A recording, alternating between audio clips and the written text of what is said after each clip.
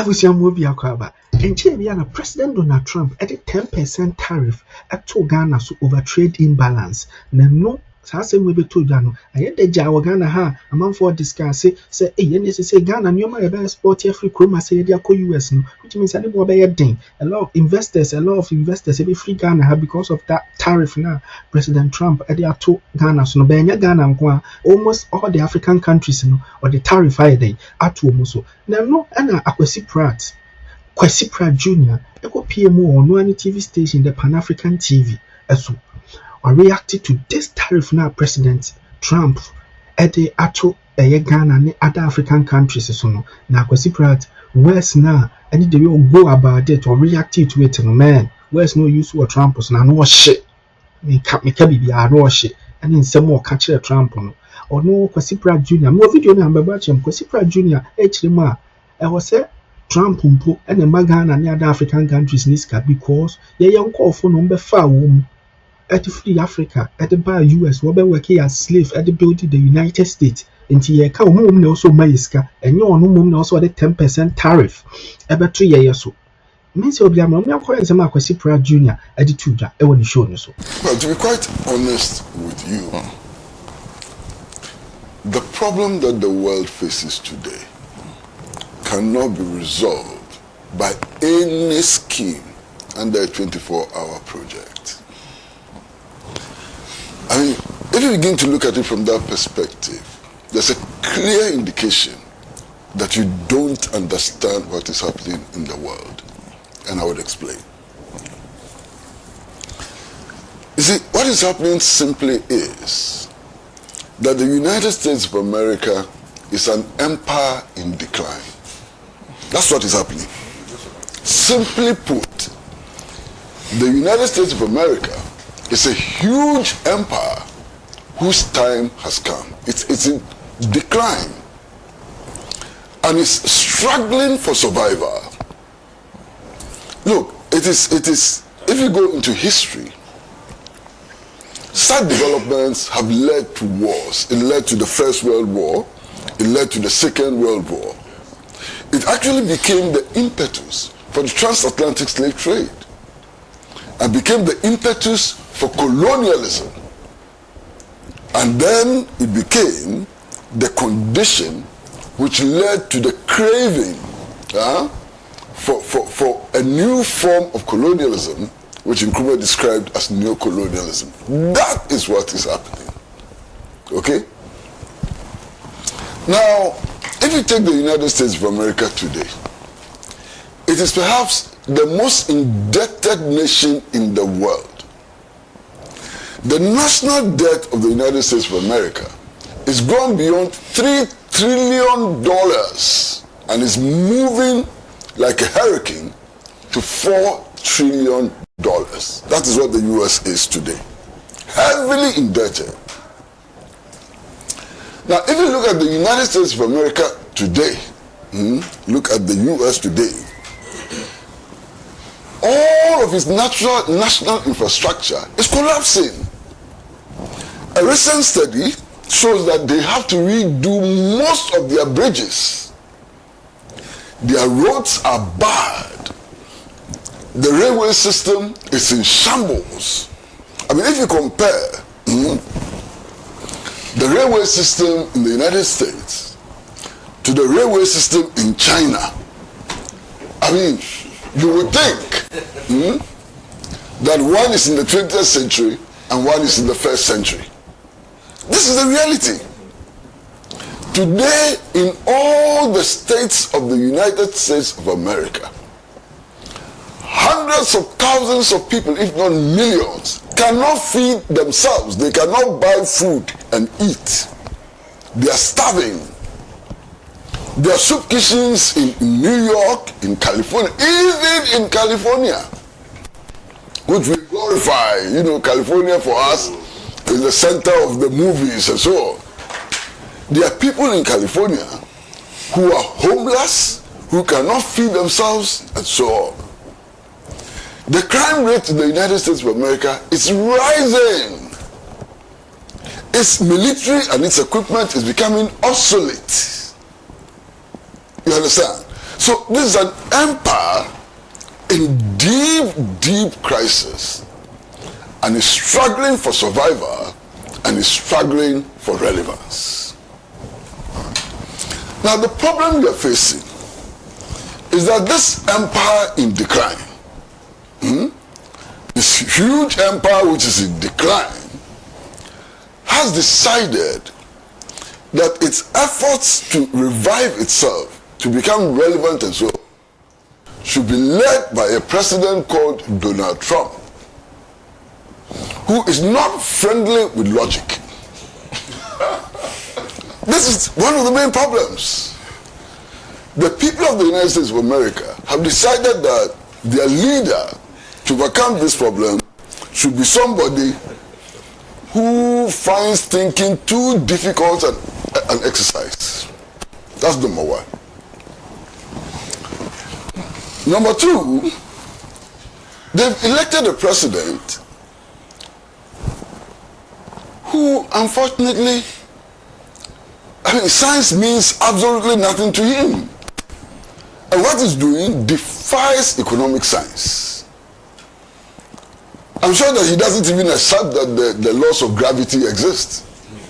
There's a guy who is challenging, vaccination as well. This is a guy who is completely lost. That's the man they've elected as their president.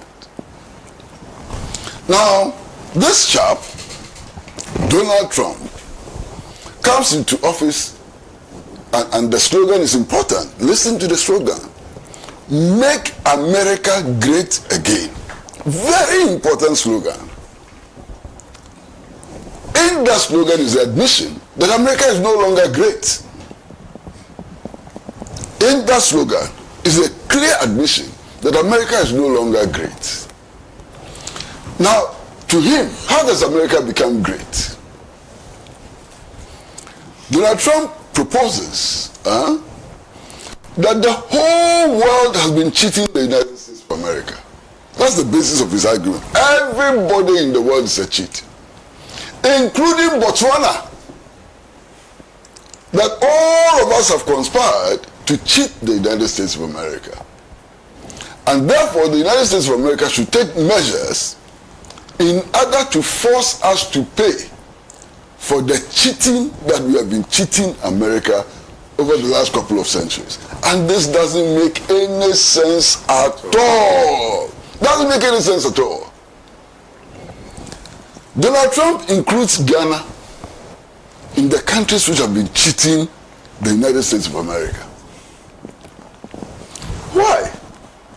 If history doesn't teach us anything at all, it teaches us about the transatlantic slave trade, about how our forebears were captured as beasts of burden to work for hundreds of years without pay, leading to the accumulation which makes capitalism possible in the United States of America.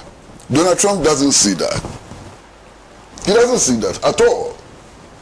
So if you're looking at the relationship between Ghana and the United States of America, it is Ghana which has been cheated over the years. Cheated over the years. If you're looking at the relationship between us and the United States of America, you can also not ignore the fact that Ghana today is at where it is because the United States of America made an intervention in our country. That on February 24, 1966, the Central Intelligence Agency of the United States of America overthrew the government of Osagyefo Dr. Kwame Nkrumah. The purpose of overthrowing Osagyefo Dr. Kwame Nkrumah was to make sure that we return to the days of slavery. It's clear. If you read the declassified documents of the Central Intelligence Agency on the overthrow of Nkrumah, it is clear. Nkrumah was overthrown, one, because he was making the African too politically conscious. That was one. He was overthrown because Ghana had embarked upon an industrialization program which was delinking our economy from the metropolitan economy. Ghana was building a self-reliant national economy, which was not in the interest of the United States of America and so on. So here again, we became victims of the United States of America and not people who were cheating the United States of America. Now, listen very carefully. The United States of America is suffering from a balance of trade deficit. You understand? It is not exporting enough. So there's a deficit. Now, how do you correct that deficit? In Donald Trump's mind, and that's a very small mind, you understand? In Donald Trump's mind, the way to correct this deficit is just to slap tariffs, taxes, on goods coming into the United States of America. And he thinks that by so doing, he'll be able to attract manufacturers from China and other places to come back to the United States of America so that the United States of America can produce more and claw back what, in his view, is a fair share of world trade. But you see, things don't work that way today. If the United States of America imposed 10,000% tariffs on the world, manufacturing is not coming back to the United States of America. It is not possible. First of all, I've already discussed the infrastructural problem that the US has. It's a major hindrance to production and industrialization. Yes, sir. But beyond that, I mean, a friend of mine was telling me about the cost of producing a Nike sneakers. Why? In China, you can actually produce a Nike sneakers for about $10 or so. That same sneakers, under the current conditions, if it's produced in the United States of America, will cost about $1,000. So where is the competition? Why? Factories in the United States of America did not move to China for fun. They moved to China because it was possible for them to produce the goods that they were producing in the United States of America at about 10% cost. That's why they moved to China. That's why they moved to Taiwan and other places and so on. So for manufacturing to return to the United States of America, there are conditions in the United States of America which need to change, not tariffs. And those conditions are not changing. Those conditions cannot be changed by the Trump administration. So that's where we are. Now, this morning, I must confess, I've been most impressed by my comrade and friend, former Deputy Minister of Trade, and currently Deputy Minority Leader. Majority Leader, sorry. Majority Leader. Sorry, sir. Sorry, sir. I mean, the statement he made about our meeting with the U.S. ambassador is the truth. For all we know, this U.S. ambassador cannot even understand her own government. And I'm honest about it. This U.S. ambassador was appointed under Biden. Yeah. And there are indications that she has substantial disagreements with the Trump administration and the way she's going about things and so on. You understand? She herself is baffled by the developments in her own country. So if you go and sit with her in a meeting, what are you doing? You call, what is her name? Something Palmer, I suppose. Palmer, yeah. Huh? Yeah, you call her to a meeting and say, explain why the US has imposed a 10% tariff on Ghana. She doesn't know. She has no answers. You understand? And I was shocked at the statement we just issued after the meeting. I'm sure all of you read that statement. So I'm sure you read that statement. So I read that statement and I said, where is the interest of Ghana in this statement? The statement starts by saying that, oh, we met the U.S. ambassador to ask for explanations about what's happening and so on. She explained to us that the action was not motivated by malice. Whoa.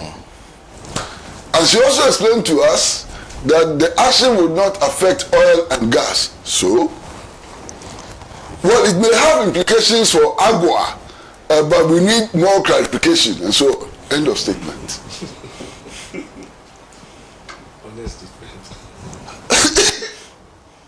I don't know. And because of my criticism of this statement, my brother, for about 5 days,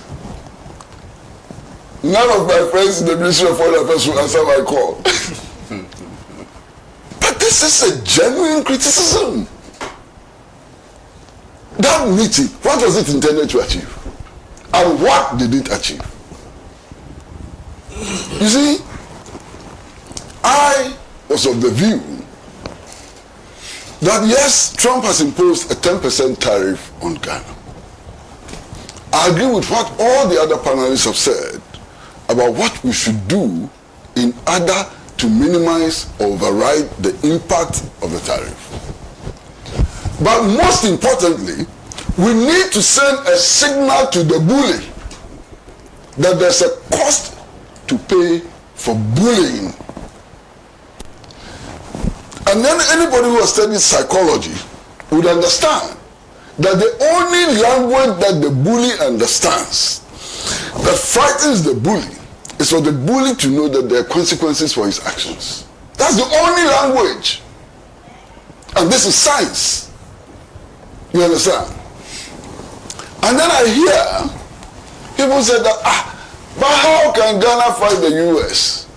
It's a small country of 32 million people. What do you have? Ghana cannot fight the US. So let's go and beg. And so I'm sure you've all heard that. And it shocks me to the marrow. So therefore, the solution which is put forward is some bilateral negotiations with the Trump administration.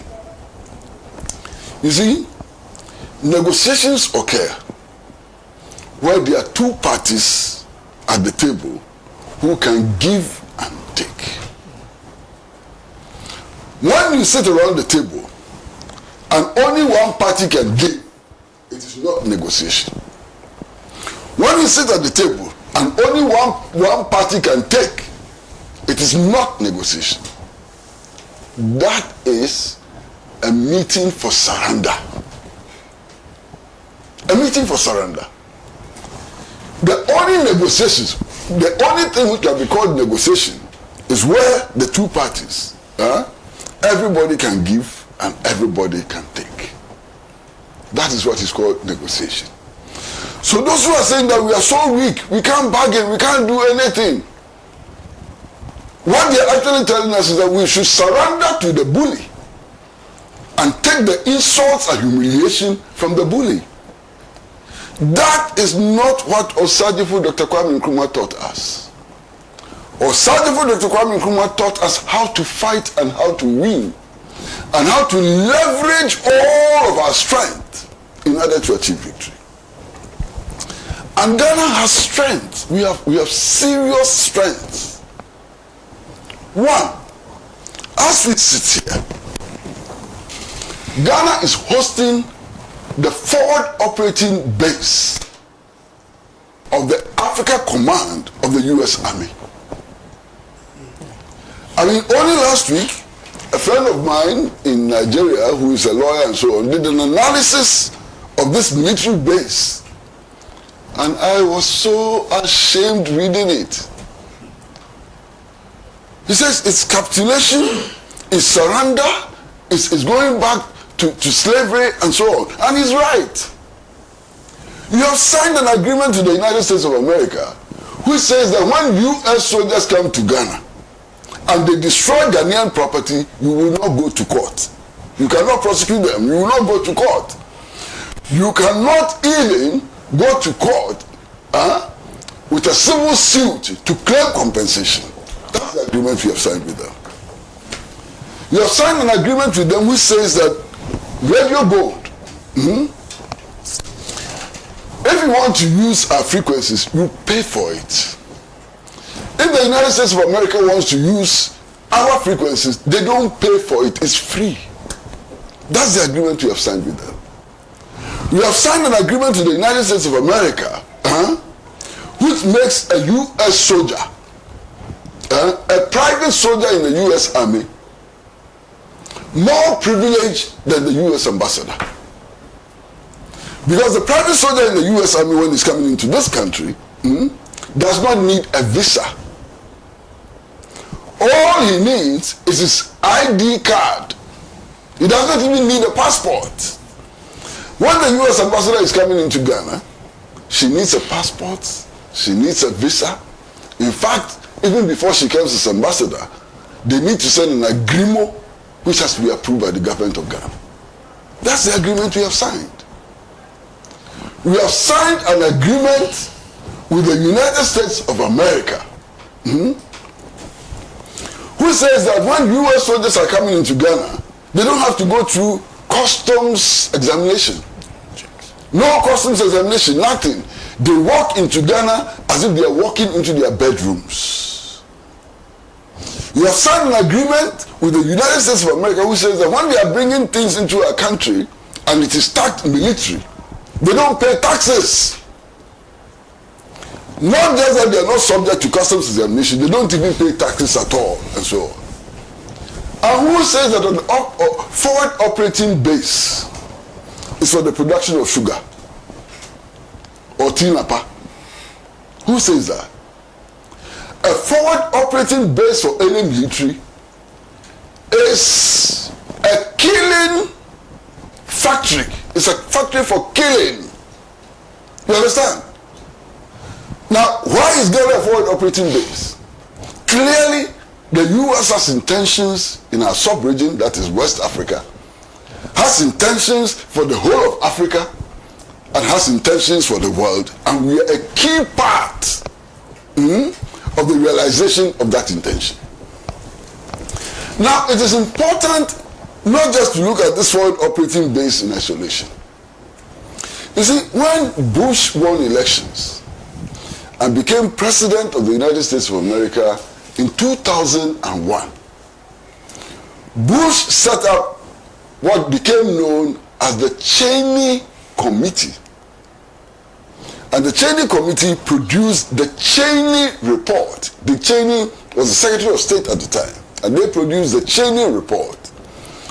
Now, you go to the net. I mean, these days it's very easy. Go to the net. The Cheney Report is available on the net. The Cheney Report said very clearly, very, very clearly, that the U.S. has expanding interest in West Africa. And that all supply from West Asia and so on was no longer, reliable because of the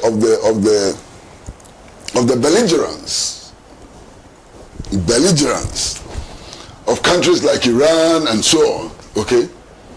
And that West Africa's production of energy, oil, gas mainly, was expanding. So the U.S. should shift its attention to West Africa if it has to solve its energy needs. And that the U.S., if need be, ought to use military force in order to guarantee its interest in West Africa. Read the Cheney Report.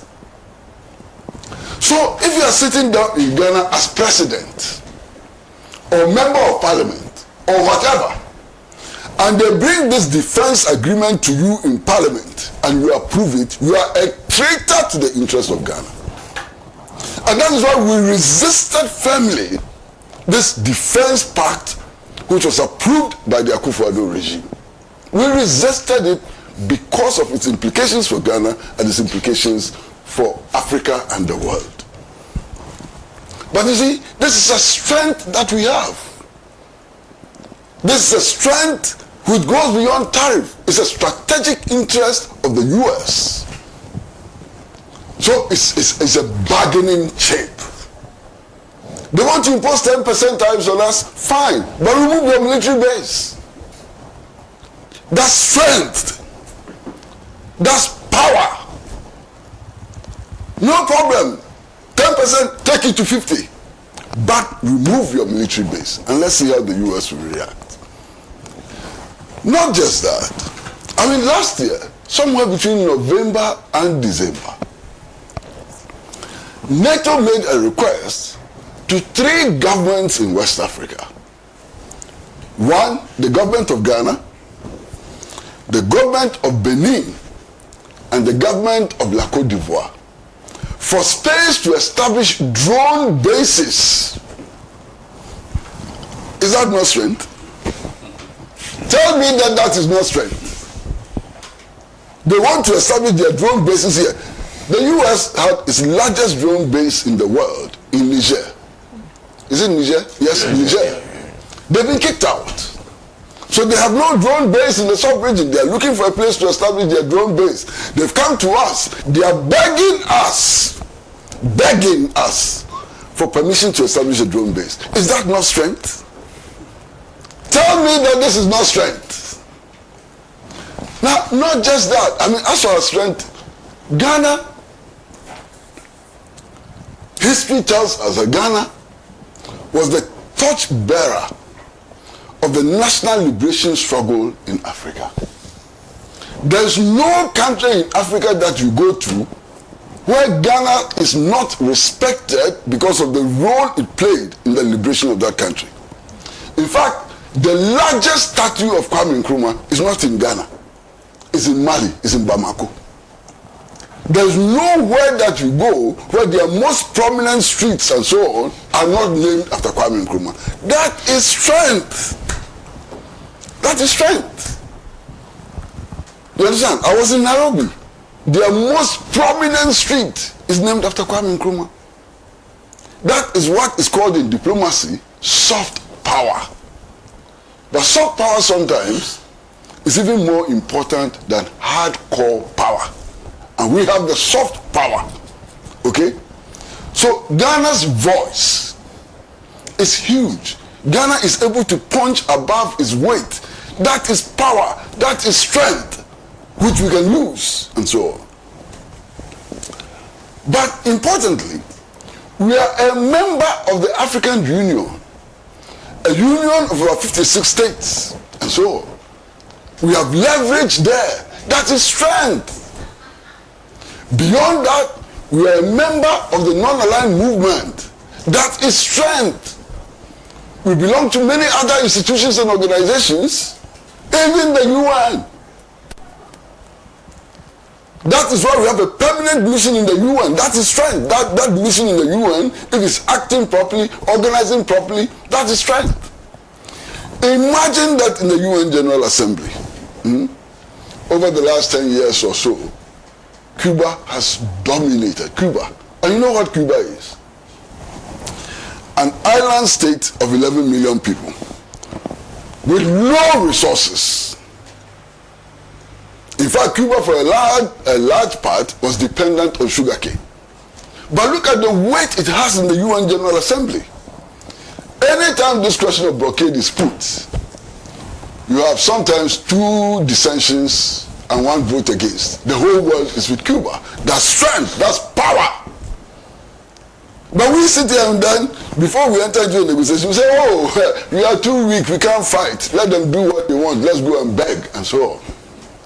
And then we invite the US ambassador, who herself knows nothing about what is happening in her country, to come and explain. Explain what?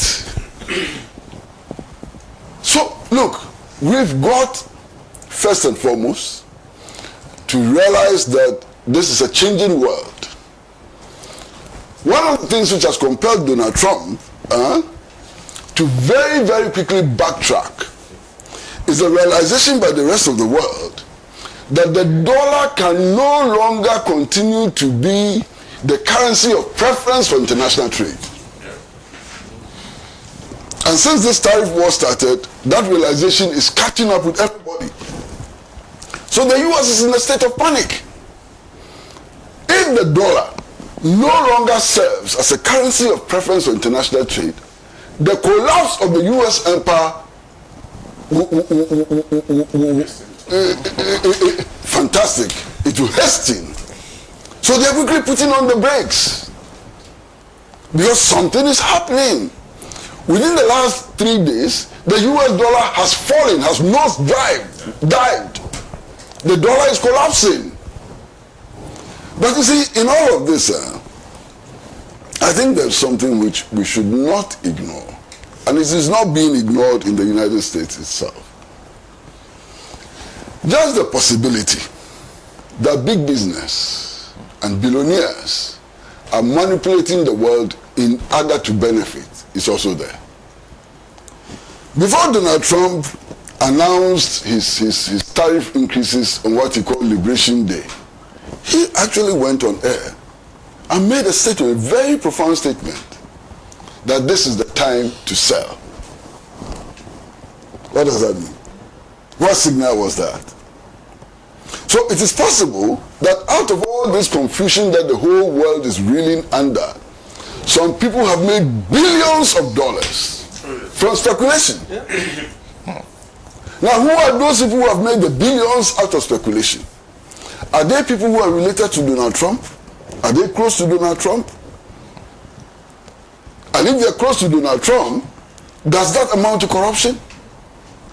And if it amounts to corruption, what will the United States itself and its laws do about it? You see, my brother, when I was young, and that's not a very long time ago. But when I was young, we were watching television sets produced in Ghana. Akasanuma. We were listening to radio produced in Ghana. We were lighting matches produced in Kede. Our farmers were using cutlasses produced here. We, some of us, had access to vehicles made in Kumasi, Bafo, and Adom trucks, made here, and so on. When I was young, the Atomic Energy Commission in Kwabenya had a reactor.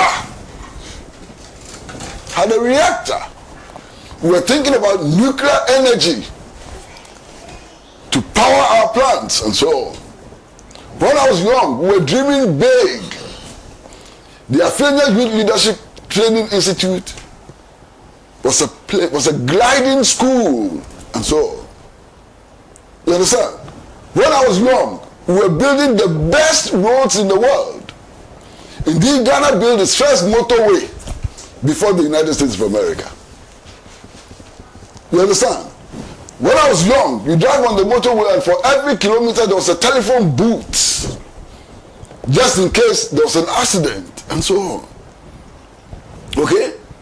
When I was young, students in the universities were having 3-course meals with dessert. They were sleeping 1 or 2 persons in a cubicle, not the 12 persons in a cubicle today. When I was young, universal access to education was a policy. When I was young, adult literacy was a national policy. When I was young, we were fighting for the unification of Africa under the banner of socialism led by Osagyefo Dr. Kwame Nkrumah. When I was young, every African felt proud to be associated with Ghana. Today, look at where we are. I'm ashamed. The time has come for us to rise up again, to pick up the pieces, to build that country, that vibrant country that Osagyefo Dr. Kwame Nkrumah dreamt about. The time has come for us to lace our boots and develop a model country in Africa, whose sole objective is to unite with other sister and brotherly countries on the continent to build that continental union of 56 countries under the broad banner of socialism. It is possible to do, and we must do it. That is our only salvation. I read the 7-year development plan today and I feel like crying. And you should know. Under the 7-year development plan, quite apart from the major hydroelectric projects and so on, we also had what we call the mini hydro projects. Those mini hydro projects were meant to provide water for irrigation and so on, in addition to providing electricity for our communities and so on. Those mini hydro projects were meant to be built at places which will become industrial hubs and so on. What happened to that 7-year development plan? Today, you are talking about one district, one factory, as if it's a huge innovation. Go and read the 7-year development plan and see the vision and so on. I feel sad. You see, but the sadness I feel is not the kind of sadness which will lead us to inaction. It's the kind of sadness which will wake us up, which will make us angry, which will make us hungry for achieving something for Ghana and Africa. This, as everybody else says, is a wake-up call. And if you don't wake up now, we will sleep forever. It is time to industrialize, it is time to unite, and it is time to confront the slave master. And we will confront the slave master not from a position of weakness. Those who are saying that we are weak, we are weak, we are weak, do they understand history? Listen to the history of Toussaint Louverture. Toussaint Louverture. Toussaint Louverture was a slave. He didn't go to school. He taught himself how to read and write. Toussaint Louverture liberated himself as a slave and formed a small band of armed men to liberate other slaves. Toussaint Louverture, his struggles led to the establishment of the modern state of Haiti. Haiti. It is the efforts of Toussaint Louverture which led to the creation of the state of Haiti. Haiti. It became the first black independent republic in the world. Toussaint Louverture defeated the army of Napoleon. What did he have? If he was counting his weakness as we are counting ours, what would have happened? He was a slave. He didn't have a stick. When he started, he didn't have a stick.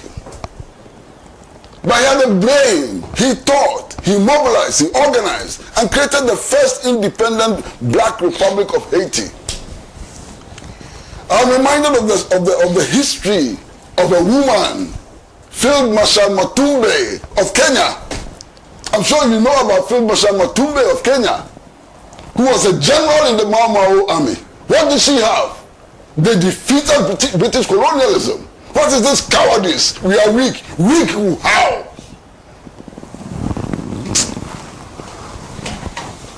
Thank you. Thank you very much.